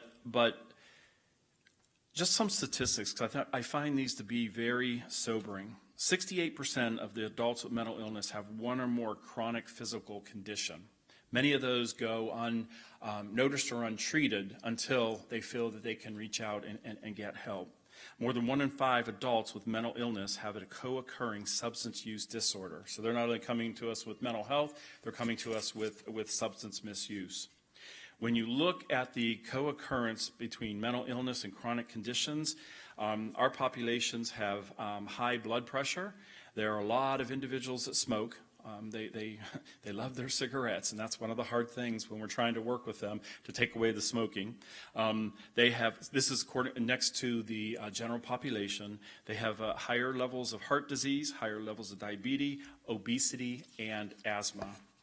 So what has the return on investment been for the dollars that we've received thus far from the taxing district? Is that 35% of our consumers are no longer at risk for high blood pressure. 81% have lowered their BMIs. 52% have a lowered waist circumference. 62% have shown lowered A1C levels, and these are consistent, isn't one measurement, because every time we work with them, and some of them are getting more primary care appointments than they would with a general primary care because of the population we're working with. 43% have shown lowered cholesterol levels, and the most important part is that medication maintenance and education have increased medication adherence, not only of their psychotropic medications, but their primary care medications by 94%, which has lowered psychological distress by 88%. That means if someone goes through our clinic, we can show that they're not a familiar face. They're not continuing to get deeper into the system because they are adhering to their medication. So we're very proud of what we call it our Wellness Integration Network, or our WIN clinic, what we do, because it's not only seeing a primary care, but we also have care coordinators that work with them to continue this healthy lifestyle when they get home. So it may be things like, and our population loves Mountain Dew. They love to drink it by the gallons. So what we do is let's figure out how we can alternate 1 bottle of Mountain Dew with 1 bottle of water. A lot of our population have schizophrenia, and they're very paranoid, so they don't leave their apartment. They won't go walking. They won't go exercising. So our staff go with them and say, okay, today let's just walk to your mailbox because you haven't been to your mailbox for 3 months. So let's go check the mail and walk them back. And then eventually, we have on Wednesdays, wellness walks with WIN. So then we are able to bring people together who have similar illness and say, here's your support group, and this is what we can all do together. So I won't go on because I know we're getting late, but answer a few questions. The nice thing about kind of going near the end is you already heard the questions, so you can either answer them or do whatever you need to do. And the reason that we did not ask for more money, as a matter of fact, we asked for a little bit less, is that, I told you earlier that I'm a good steward of the dollars. Through the federal grant that we got for the CCBHC, it did allow us to take some of those dollars and put it towards our indigent primary care. So that's what we did this year. We have the dollars. We'll have the dollars for the next 2 years. And I didn't feel, I tell people all the time, I'm not a pig at the trough. I'm basically going to be conservative and tell you, and this is really what we think we need. So we're appreciative. Hopefully you can see the return on investment. The people that we are serving are getting better because they keep coming back to our clinics, but they're not coming back to our hospital. So that's a good sign. So thank you all very much, and any questions, be happy to entertain them. Thank you. Oh, thank you. I just want to applaud you again. You're doing everything that I've been advocating for 7 years. Thank you so much. Thank you. Again, wow, makes me feel good. Thank you very much. I appreciate that. Good job. All right, at this time, the chair will recognize either Miss Erin, yes, there she is, with the St. Luke's Medical Clinic. Good evening, everyone. Like Mr. Chairman said, my name is Erin Burley, and I'm the Director of Clinics for Catholic Charities of Central Florida. We have 2 clinics in Lake County, Lazarus Dental Clinic in Leesburg, and St. Luke's Free Medical and Dental Clinic in Eustis. Our mission at Catholic Charities is to embrace those in need with hope, transforming their lives through faith, compassion, and service. I would like to thank you for your support in the past, and I'm requesting $15,500 in reimbursement this year for St. Luke's Clinic to assist us in continuing to serve our community's medical and dental needs. St. Luke's opened its doors in 2013, we're the baby here. We have been able to maintain low operating costs by recruiting volunteer doctors, nurses, dentists, and hygienists. We do employ one office manager and a part-time dental assistant. St. Mary of the Lakes provides us with the space on their campus for our clinic, as well as some financial assistance. In addition, we do apply for various other grants. Many of our patients that we see suffer from chronic conditions like high blood pressure, high cholesterol, and diabetes. Without insurance and/or enough income, many of these people may not even know that they suffer from these illnesses, or if they do know, they do not receive any treatment. These conditions, if untreated, can and most likely will eventually result in a visit to the emergency room. This costs the hospitals money and patients lose time from work, affecting the entire family.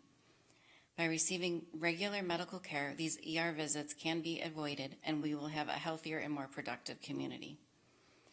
We are excited to recently have formed a relationship with Empowerment for Access, an organization that supports victims of human trafficking and young people who are aging out of foster care. We will be helping meet the medical and dental needs of their clients who live near our clinics. One example of what we do at St. Luke's, and one of the patients that we see, is a woman brought her 64-year-old mother to the clinic because she was experiencing some breast pain. She was examined by our doctor and immediately sent for imaging and then a biopsy. She was diagnosed with stage 3 breast cancer. We referred her to Moffitt, and she is now, I'm happy to say, cancer-free. If she had delayed being seen by a doctor due to her not having insurance, this outcome would have been quite different. I have multiple stories like these, which just shows the importance of having free clinics in our community. Thank you for considering this request. Your support can make a life-changing and possibly life-saving difference for many of your neighbors. And we would be honored to have any of you who have not seen our clinic to come and take a tour of our clinic. Any questions? You're sure 15.5 is good? I knew you were going to say that. I don't know. It's difficult. One of the challenges that we face is finding volunteer providers. And it has gotten more and more difficult ever since COVID. So I would love to be able to see more, but I also need the providers to be able to see more patients. As one of the other clinics mentioned as well, those aren't just the visits of who we see. Those are just the people that I'm expecting are going to be reimbursable.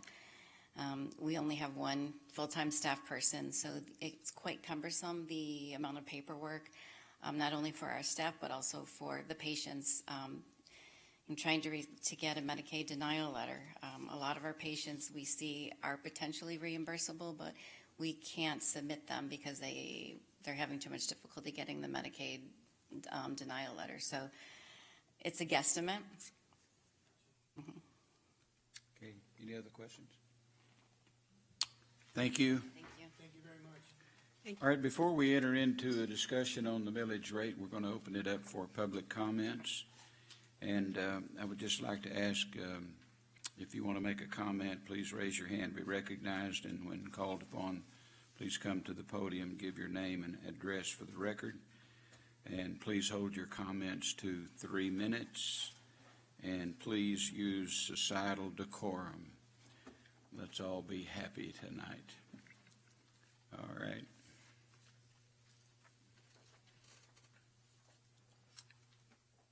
No public comments? They're happy. Everybody's happy, all right. First meeting I've been at. Yeah, that's good. All right. We will now discuss the tentative, and I want to stress that word, tentative. This will not be the final millage rate that we will establish. And it's already been stated here, I'll just reiterate it again. We need to set it high enough so that we can come down to where it needs to be, because if we set it low, we cannot raise it $1. It looks like 0.45, which covers all of the costs. It would appear that .45, which would cover all the costs as it stands right now, as it stands now. would be a good tentative place to go, because that 1.0, as we know, caused a lot of firestorm last year. So I think the .45 is, to me, would be reasonable. And I agree. It fully, the requests are in, and it does cover, and this is a tentative millage, of course. It can go down, but at this point, it does cover all requests that have been asked for with some excess amount left over. Is there a possibility that more requests can be made or adjusted? There's a possibility that other clinics that qualify could ask for more money, or, I don't know, we've never had the clinics and the hospitals come back and request for more after they've done the one presentation. Matt, is that something you can research for us? Sure. I actually thought once the funding requests have been submitted, that's their request.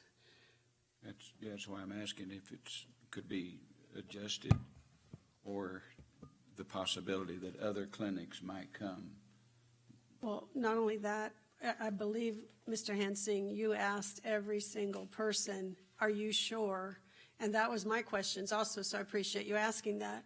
And all of them said, yes, at this time. Well, they've already put in their funding request, and it's on the paper, it's documented.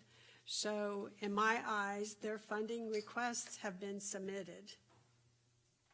So I advocate for the .45. You want to call him Phil or not? Yes, Mr. Phil Braun.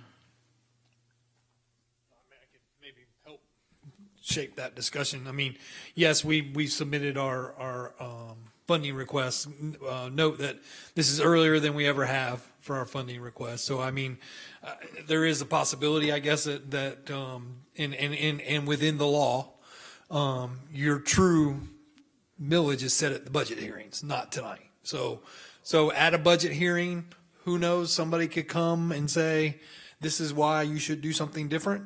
I don't expect that. I don't anticipate that. I don't want to speak for all the fundings. As I said, we understand and would not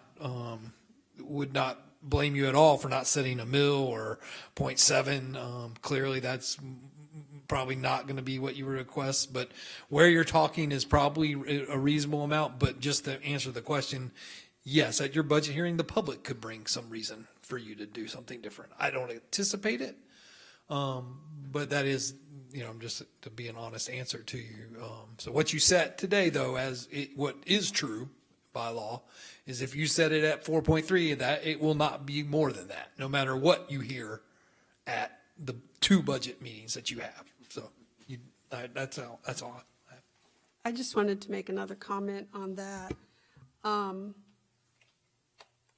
At the point 0.45, it's fully funding at this point what the requests are. We can't go up, but we've all had to tighten our belts. You guys hear me every single year tell you this. We've all had to tighten our belts.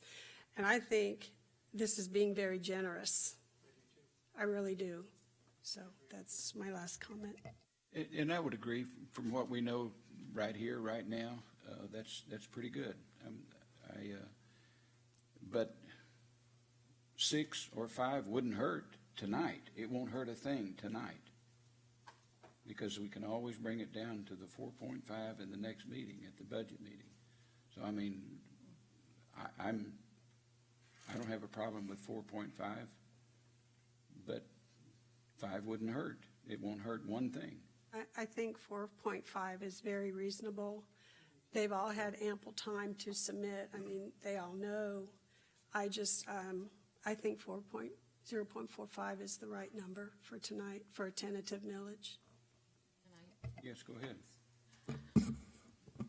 I've served on a city commission before, and you have to do a budget every year, and we came up to a situation where some people wanted to roll back, and I was like, you never know what's going to happen. You have to know what's in your reserves. And I said, we don't know what's going to happen. The following year, COVID hit. Thank God we did not do that rollback.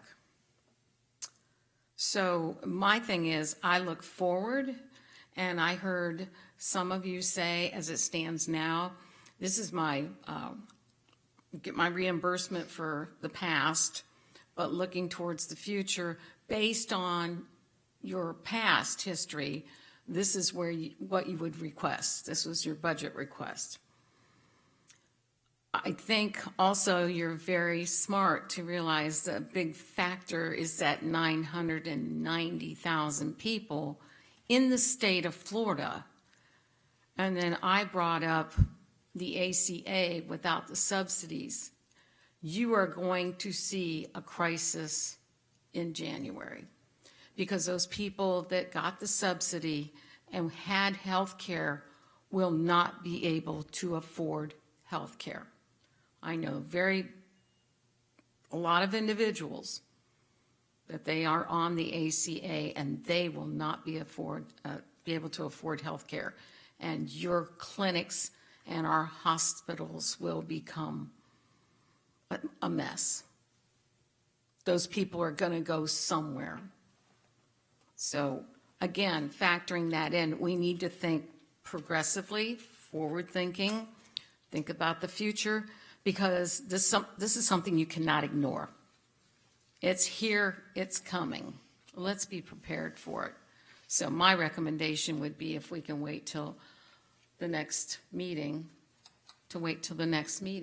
because as some of the directors have said, 30 days out, what are things going to look like?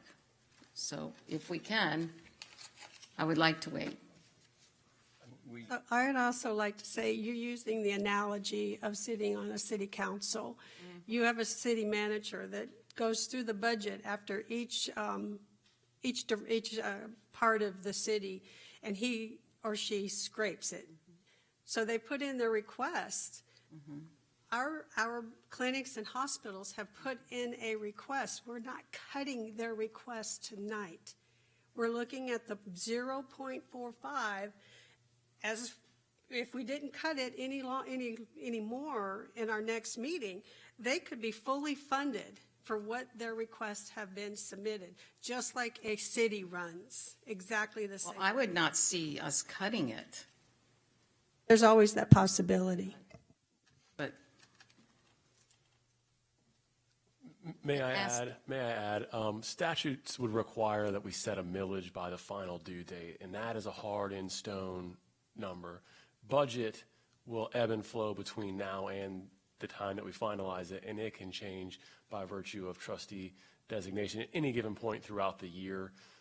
So to the points being made, the end and final number that is going to be relevant to this board is when there's a final millage set that caps influx of cash or income that can be used to support in any manner.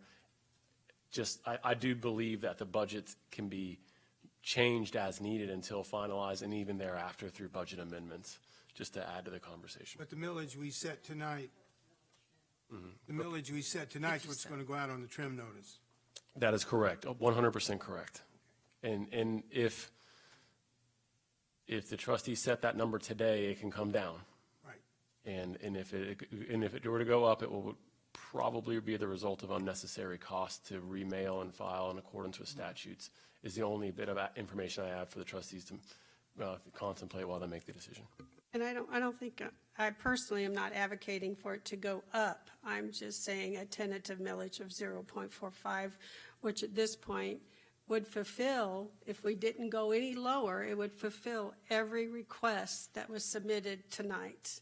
And that's what I'm advocating for. I'm not advocating to cut anyone. I'm advocating at this point to fulfill their requests. Yeah. At the 0.45 is about a $700,000 window between what's, there's a $700,000 gap that can be fulfilled if there was other requests to come in from what's been requested versus what's the 4.5. There would be a $260,000. $260,000 gap. 260, yes, sir. Not very big. Yeah. I'm still advocating for the 0.5 because that also includes our operating expenses too. Well, just for my clarification, don't mean to be contentious at all, please, understand that, but just for my clarification. On the outside chance that something really does need to change between now and our final millage rate, what does it hurt tonight to put a little cushion on it instead of 0.45, 0.5, and then when we get to our final vote, bring it down to 0.45 or 0.43 or wherever we need to have it at, but have that cushion in there just in case. What does that hurt? Mr. Hurley, with all due respect, I've sat on this committee for 7 years, and there has never been a request to increase before the final millage rate, once the tentative millage rate had been set.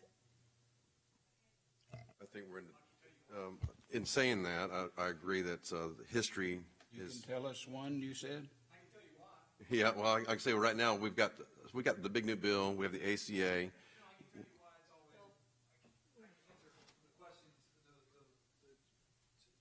Why there's never been second requests, because one, it's usually further in, and up until maybe just the last two, so 80% of the time since the district's been in place, the tentative millage has been one. So, I mean, the tentative millage up until just recently has always been one. So there has always been plenty of room to move. And I'm not suggesting you do that. But to answer the question, the reason no one's come back and said, oh, we need to do more, it's always been decided at the budget meetings, not at the tentative budget meeting, right? So this is the tentative budget meeting where the public, some have come, but they get 2 bites at the apple, and it's publicly noticed, and more people come to budget meetings because you're closer to the end of the year. So that's just the answer. I'm not suggesting, by any means am I suggesting to go to one. I mean, I didn't realize property values have gone up that much, and we've always said we're partners, and we're not looking for, to go above and beyond what the needs are. But I do, I don't know that there's a harm in 0.5 or something to give you some cushion. You may come into operating expenses that you weren't planning to have. I mean, there's a lot of reasons. So can you guys ask for more money in the next meeting? Well, it'll be a public hearing, right? So anybody could come and say, I think the hospitals need to have more. It could be just a person in the public that could request that and maybe brings data.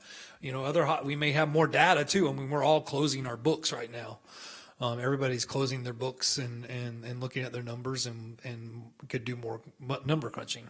I don't anticipate some large amount. I don't know if any of the other providers want to come back and speak about that. I don't anticipate that.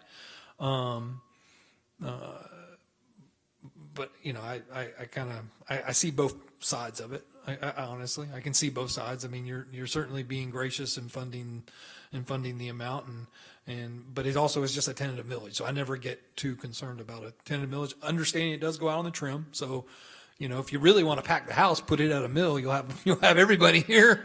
You'll have all of Lake County here. But if you want a shorter meeting, I suggest not doing that.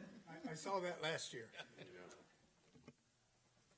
I still, with all due respect to Mr. Braun, as a business owner myself, I set a budget yearly, and I work from that budget, and I actually try to go down instead of increasing a column.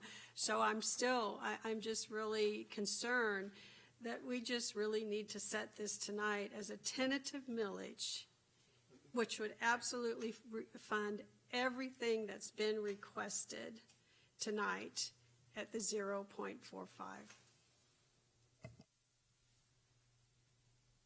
Any other discussion? Okay, I'll entertain a motion. Make a motion. My second. What is your motion? Oh, sorry. My mic's not on. My motion is to set the tentative millage for tonight to go out onto the trim notices at 0.45. And I second that motion.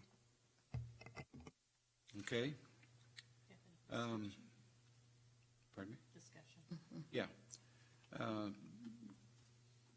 Any discussion now that we have the motion? Okay. We don't need public discussion. No. All right, we'll take a vote. You want a roll call vote? Yeah. Ms. Aliberti?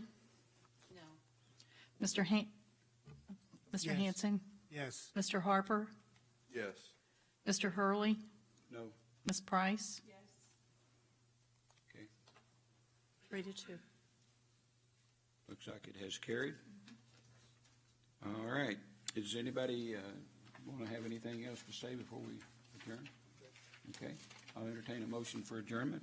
May I just remind the people of the next meeting? Yes, please. September 11th, 2025, 5:30 is the preliminary budget meeting, and September 25th at 5:30 will be the final budget meeting. Okay. Thank you very much.